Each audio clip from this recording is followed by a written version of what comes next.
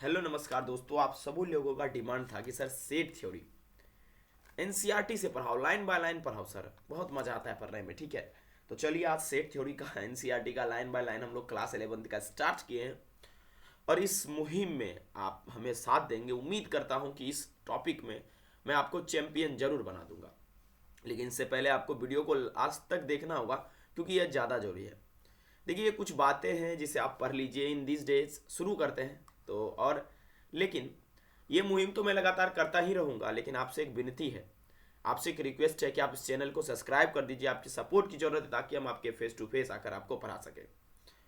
In this days of conflict between ancient and modern studies, आजकल जो पुराना और नया जो स्टडीज होता है उसके बीच में जो झगड़े होते हैं, कन्फ्लिक्ट होते हैं, there must surely be something to be said for a study which did not begin with Pythagoras.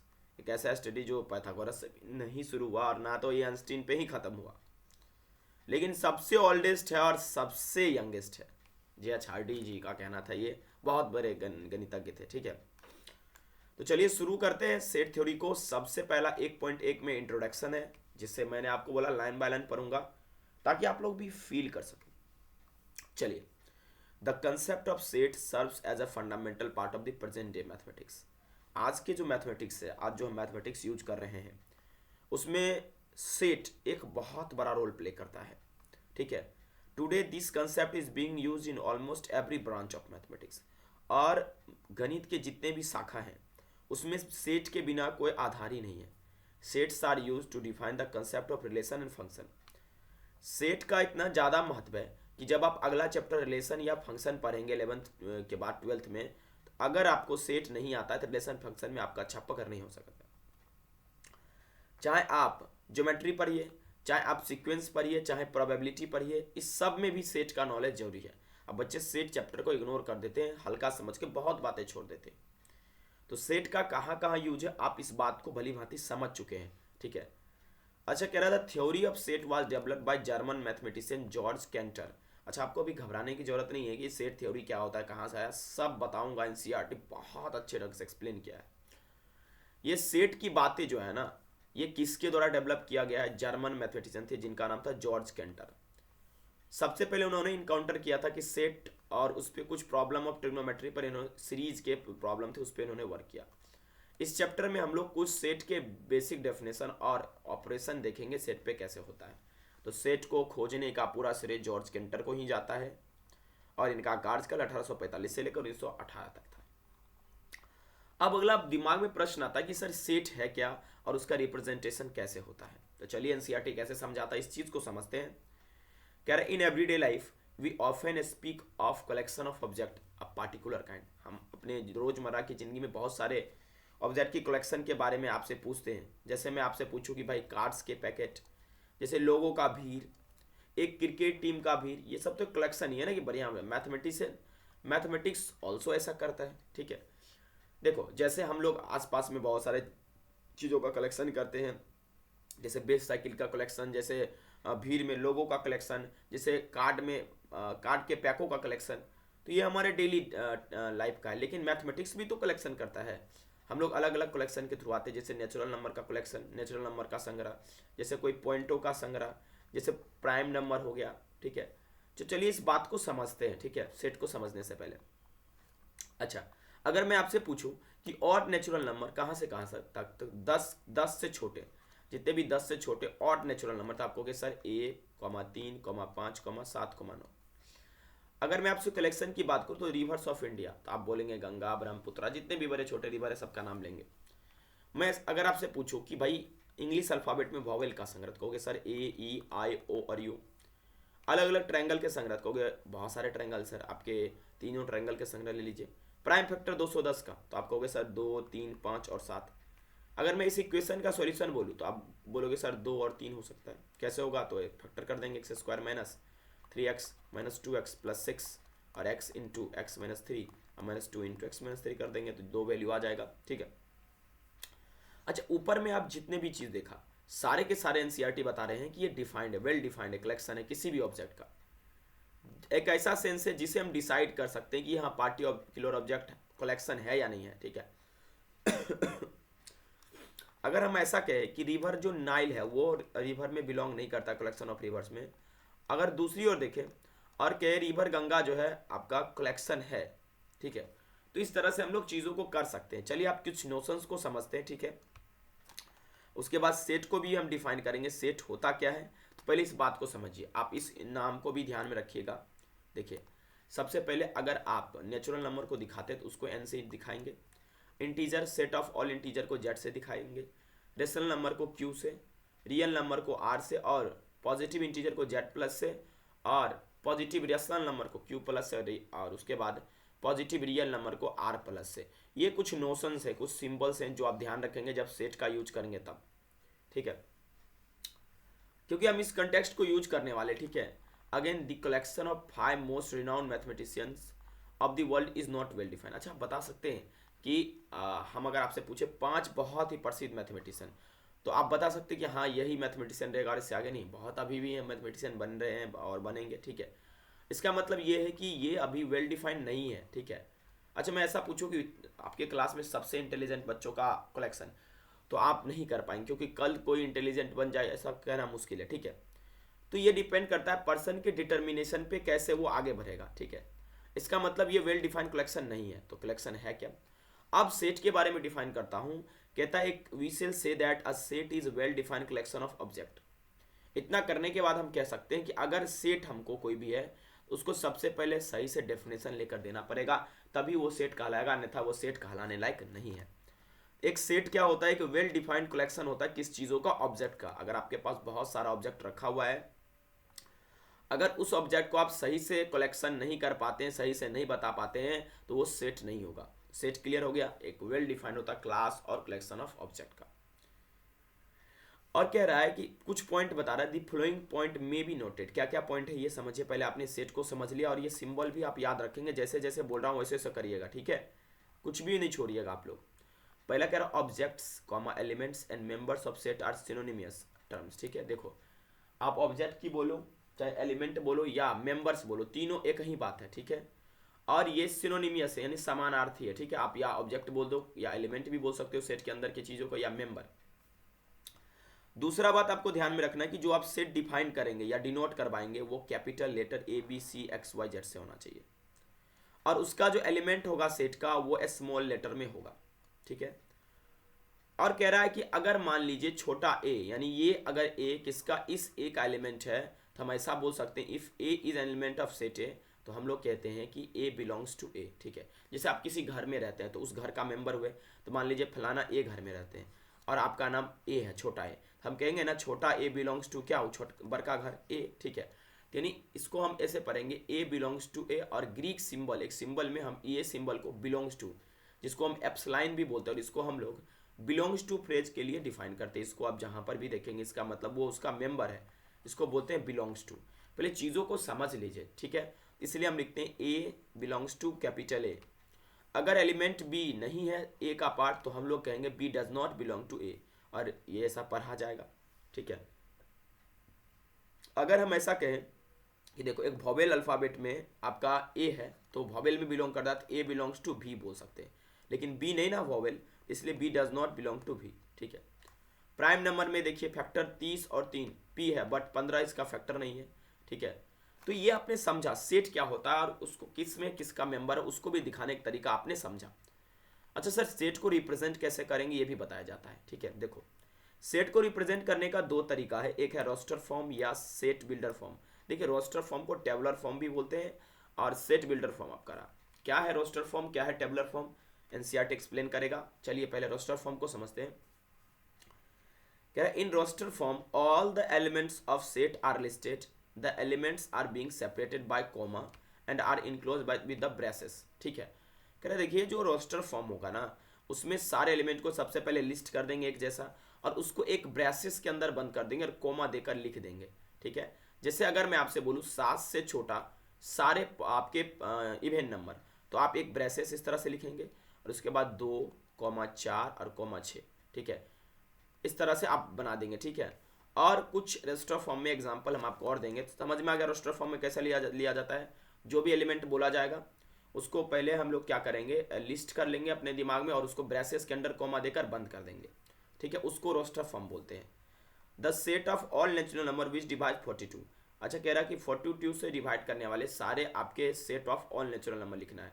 तो आप पहले ब्रेसेस लगाएंगे और सोच लेंगे दिमाग में, उसको कॉमा देकर लिख देंगे 1 2 3 6 7 14 21 और 42। ये सारे नंबर जो है 42 से डिवाइड करते हैं। तो कॉमा देकर जब लिखेगा ब्रेसेस के अंदर में तो उसे रोस्टर फॉर्म या टेबुलर फॉर्म बोलते हैं। ठीक है, देखो क्या कह रहा है, ठीक है, कि जो रोस्टर फॉर्म होता है उसको हम लोग क्या करते हैं, ठीक है, हम लोग इस तरह से रिप्रेजेंट करते हैं। In roster form the order in which the element are listed is immaterial. ठीक है, thus the above set can also represented as. ठीक है, देखो ऐसा आप लोग के दिमाग में एक प्रश्न आता होगा, सर क्या जैसे आपने बोला कि हमने 42 से डिवाइड करने वाले नंबर को इस तरह से लिखना है, क्या हम मतलब असेंडिंग ऑर्डर में लिखेंगे? नहीं नहीं, जरूरी नहीं है, इमटेरियल है। ठीक है, वही बता रहा है कि आप 1 3 7 21 2 6 14 2, आप 2 को फिर यहाँ भी लिख सकते हैं, कोई जरूरी नहीं है कि आप इसके बगल में ही लिखें। ऐसा आप लिखें कि इसमें पता चल जाए कि हाँ ये रोस्टर फॉर्म में और 42 से डिवाइड लगने वाला है। ठीक है, दूसरा एग्जांपल है कि the set of all vowels in the English alphabet. ठीक है, इज, तो फिर ब्रेसेस बंद कीजिए, AEIOU लिख दीजिए, इसे रोस्टर फॉर्म या टेबुलर फॉर्म बोलते हैं। The set of odd natural number is represented by, जितने भी ऑड नेचुरल नंबर 1 3 5 से इस तरह से हम आगे बढ़ते जाएंगे और ये क्लोज कर देंगे। ये डॉट टेल करता है कि भाई जो ये नेचुरल ऑड नंबर होगा ना, ये बढ़ रहा आगे, नहीं पता कहाँ तक जाएगा। ठीक है, ओके। अच्छा, कुछ नोट और ऊपर में एक नोट दिया हुआ था कि भाई इमटेरियल है। ठीक है, आप आगे पीछे लिख सकते हो। दूसरा नोट कह रहा है कि ठीक है, it may be noted that while writing the set in roster form an element is not generally repeated, all the elements are taken as distinct. ठीक है, देखो कह रहा है रोस्टर फॉर्म में अगर आप लिखते हो, जैसे मैंने आपको स्कूल को कह दिया रोस्टर फॉर्म में लिखो, तो जरूरी नहीं है कि आप जो है, एक बात तो सारे एलिमेंट डिस्टिंक्ट होना चाहिए। डिस्टिंक्ट कहने का मतलब क्या हुआ? डिस्टिंक्ट कहने का मतलब हुआ कि एक जैसा नहीं, अलग अलग। और स्कूल में डबल ओ है, इसलिए आप इसे इग्नोर कर दोगे, एक ओ को छोड़ दोगे। और यू कैन राइट इधर इन दिस वे। ठीक है, ओके। देखो अगर हम एक चीज देखो, for example the set of letter from the word SCHOOL is SCHOL or HOLCSS। Here the order of listing element has no relevance. ठीक है, देखो कह रहा है कि कोई महत्व नहीं है आप कैसे मतलब ऑर्डर को लिख रहे हो। ठीक है, डजंट मैटर। ओके, आपको ये चीज़ें क्लियर हो गया किस तरह से हम लोग रोस्टर फॉर्म या टेबुलर फॉर्म में लिखते हैं। ठीक है, ब्रेसेस लीजिए, उसके अंदर में कॉमा देकर सेपरेट करके लिख दीजिए। दो बातें ध्यान रखिएगा, इमटेरियल है, कोई मतलब नहीं निकलता, आगे पीछे लिख करके लिख सकते हो। इसके अलावा दूसरा बात ये कि कभी भी एलिमेंट डिस्टिंक्ट होना चाहिए, अलग अलग होना चाहिए लिखने वक्त में। ठीक है, आई होप ये चीज़ें आप समझ रहे होंगे। ठीक है, दूसरा है सेट बिल्डर फॉर्म। ठीक है, देखो सेट बिल्डर फॉर्म में एक कैसे लिखते हैं हम लोग। ठीक है, देखो नॉर्मल उसमें हम लोग एलिमेंट को लिस्ट करते थे, लेकिन इसमें हम लोग प्रॉपर्टी बताएंगे। जैसे कह रहा है कि all the elements of set possess a single common property which is not possessed by any element outside this set. नहीं, उसमें एक सिंगल कॉमन प्रॉपर्टी होगा जो केवल वो सेट ही रखेगा और बाकी बाहरी सेट में नहीं होगा। जैसे अगर मैं बोलूँ AEIOU किस चीज़ का सेट है? सेट ऑफ ऑल वॉवेल, एक कॉमन प्रॉपर्टी है। ठीक है, और इसलिए हम लोग कहते हैं ये अल्फ़ाबेट में वॉवेल का सेट है। ठीक है, और इसको जब हम लिखेंगे तो कैसे लिखेंगे? इस तरह से वॉवेल बराबर लिख देंगे और इसको भी ब्रेसेस के अंदर में बंद करेंगे, ऐसा नहीं है, लेकिन लिखेंगे x, मेरा अगर वो नंबर हुआ तो x such that x is a vowel in English alphabet. क्या इंग्लिश अल्फ़ाबेट में x से क्या है? वॉवेल है, पूरे को मान लिया हमने x। ठीक है, अब कह रहा है it may be observe that we describe the element of set by using a symbol x। ठीक है, आप चाहे सिंबल x से सेट को डिनोट कर सकते हैं, y से सिंगल लेटर से और z से। ठीक है, और उसमें एक कॉलन हम लोग लगाते हैं इस तरह से। ठीक है, ओके, और साइन ऑफ कॉलन के बाद हम लोग उसका कैरेक्टरिस्टिक बता देते हैं एलिमेंट का और इनक्लोज कर देते हैं इन होल डिस्क्रिप्शन को एक ब्रेसेस के अंदर में।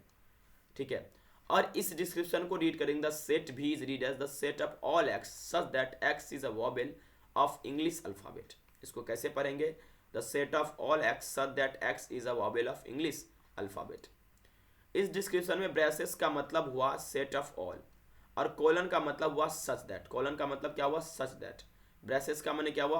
ब्रेसेस का मतलब हुआ सेट ऑफ ऑल, और यहाँ जो कोलन लगा हुआ है इस कोलन का मतलब हुआ कि सच दैट। ठीक है, जैसे देखिए a बराबर मेरे सामने लिखा हुआ है। ठीक है, आपका x such that x is a natural number. ठीक है, जिसमें x 3 से बड़ा और 10 से छोटा है। इसको कैसे पढ़ेंगे? The set of all x such that x is natural number.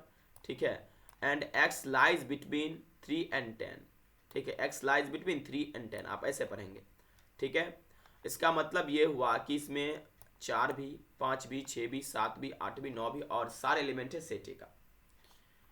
आगे कह रहा if we denote the sets described in A B C above in roster form A B C respectively then A B C can also represented in set builder form.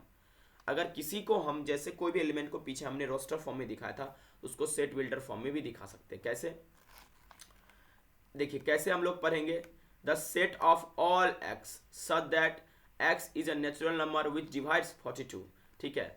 Okay, ये ध्यान में आप रखिएगा, आप normal ऐसे भी पढ़ के जा सकते हैं, x such that x is a natural number which divides 42, ठीक है। तो इसको हम लोगों ने रोस्टर फॉर्म से सेट बिल्डर फॉर्म में लिखा, क्या किया हम लोगों ने, कॉलन लगाकर हमने कॉलन को हम लोग क्या पढ़ते हैं, सच दैट, कॉलन को सच दैट पढ़ते हैं, ठीक है।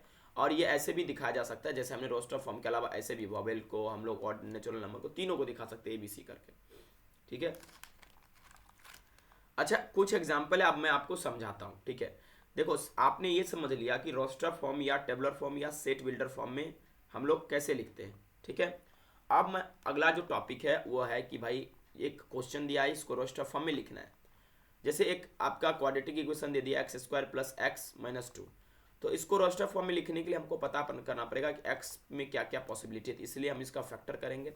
फैक्टर करेंगे तो इस तरह से इसको लिख सकते हैं x माइनस 1 और x प्लस 2। जिसको नहीं समझ में ऐसे समझो, x² plus 2x minus x minus 2 बराबर 0, x कॉमन लिए x प्लस 2 हुआ, माइनस 1 कॉमन लिए तो हुआ x प्लस 2। x का एक मान आ गया कितना 1 और एक मान माइनस 2। इसको हम रोस्टर फॉर्म या टेबलर फॉर्म में लिखेंगे तो कैसे लिखेंगे, ब्रैसेस पहले लिखेंगे और ब्रैसेस के अंदर में 1 कॉमा माइनस 2 को बंद कर देंगे, ठीक है। ओके, रोस्टर फॉर्म में ऐसे लिख देंगे। अच्छा, अब एग्जांपल नंबर 2 देखिए, कह रहा है right this set x that x is a positive integer, या ऐसा आप पढ़ लो, ठीक है। जैसे पीछे मैंने बताया था, मैं वैसा नहीं पढ़ने जा रहा, टाइम बर्बाद होता है। x is a positive integer, okay. x² का जो मान है वो 40 से छोटा होगा, हम ये समझ पा रहे हैं, और इसको हमको लिखना है रोस्टर फॉर्म में, ठीक है। तो इसको रोस्टर फॉर्म में लिखेंगे तो हम x का वैल्यू पुट करके देखेंगे, जो भी वैल्यू होगा 6 तक आ सकता है, 6 से आगे नहीं जाएगा, क्योंकि जैसे ही 7 इसमें लेंगे 7 7 49, ये 40 से बड़ा हो जाएगा, इसलिए मेरे पास ये वैल्यू आएगा 1 2 3 4 5 और 6।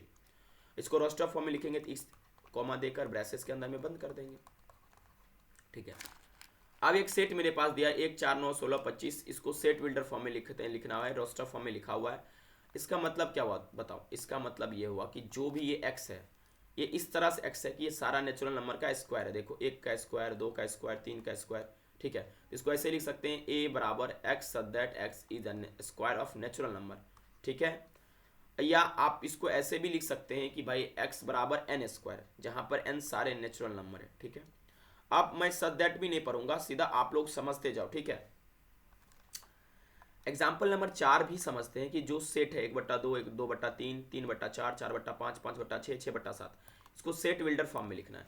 पहले ये सोचो कैसा पैटर्न है। देखो मान लेते हैं यहाँ n है, ये n+1 हो रहा है, गौर से देखो, एक लिखो, एक में एक जोड़ोगे 2 होगा, फिर 2/3 को भी 2 लिखो, 2/2 + 1 3, यानी ये एक फॉर्म बन रहा है किस तरह से, n/n+1। तो हम इसको x कंसीडर करेंगे तो x बराबर n/n+1, x दैट x बराबर n/n+1, जहाँ n को ये क्या है नेचुरल नंबर है, और शर्त दिखा देंगे क्योंकि 6 तक ही गए हैं हम लोग, कह देंगे कि जो n का मान है वो 6 के बराबर या 6 से बड़ा होगा, और ये n जो होगा वो 1 से क्या होगा, या तो छोटा होगा या 1, सॉरी माफ कीजिएगा, n जो हमारा होगा ये 1 से बड़ा होगा या 1 के बराबर होगा, ठीक है। अब आप ये चीज़ें आप समझ पा रहे होंगे, इसमें आपको कोई दिक्कत नहीं हो रहा है, ठीक है। अच्छा, अगला जो है इसमें एग्जाम्पल नंबर 5 हमारा है, इसको भी समझते हैं। इसमें कह रहा है कि जो रोस्टर फॉर्म में और इधर सेट बिल्डर फॉर्म में दिया गया है उसमें मैच करो, ठीक है। देखो ये प्रिंसिपल वर्ड को मैच कर देंगे, इससे लेटर है जो प्रिंसिपल शब्द का है। 0 किसका सॉल्यूशन हो सकता है, सोचो। हाँ अच्छा, यहाँ पर कह रहा है कि x, तो ये दूसरा को हो सकता है x such that x is an integer, x+1 बराबर 0, तो x बराबर 0, 1 2 3 6 9 और 18, ठीक है। इसमें कह रहा है कि 0 कब दे सकता है, तो हाँ ये, सॉरी माफ कीजिएगा, ये किसका दिखा दे रहा है, ये दिखाई दे रहा है भाई एक पॉजिटिव इंटीजर है जो कि डिवीजर है 18 का, राइट। और उसके बाद एक 3,3 इसका, 3,-3 इसका सॉल्यूशन है। आराम से आप देखकर बना सकते हो, कोई भी दिक्कत आपको नहीं होगा, ठीक है। अच्छा, अब यहाँ पर कुछ क्वेश्चंस दिए गए हैं, आप उसे कर सकते हैं खुद से, आप इसे करके जरूर लाइएगा। नेक्स्ट एपिसोड में हम इस क्वेश्चन को करेंगे और इसके क्वेश्चन को करने के बाद हम आपको समझाएंगे एम्प्टी सेट क्या होता है, ठीक है। इसके अलावा फाइनाइट इनफाइनाइट सेट्स क्या होते हैं, तुरंत कंप्लीट हो जाएगा हमारा set theory. Thank you very much for watching this video, मिलते हैं नेक्स्ट वीडियो में।